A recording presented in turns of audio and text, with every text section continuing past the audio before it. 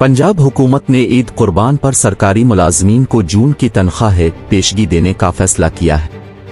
ज़राए का कहना है कि वज़ीर आला पंजाब मरियम नवाज ने सरकारी मुलाजमीन को ईद से कब्ल पेशगी तनख्वाह देने के अहकामात जारी कर दिए हैं। वज़ीर आला पंजाब के अहकामात पर ईद से कब्ल सरकारी मुलाजमीन को तनख्वाह देने की तैयारियां शुरू कर दी गई हैं। पंजाब के सरकारी मुलाजमीन को 13 जून से कब्ल जून की पेशगी तनख्वाह अदा कर दी जाएगी। ज़राए के मुताबिक आइंदा शुरू होने वाले हफ्ते में सरकारी मुलाजमीन को तनख्वाहों की अदायगी का अमल शुरू हो जाएगा। वज़ीर आला का पेशगी तनख्वाह देने का फैसला सरकारी मुलाजमीन को ईद के अखराजात पर आसानी फराहम करना है।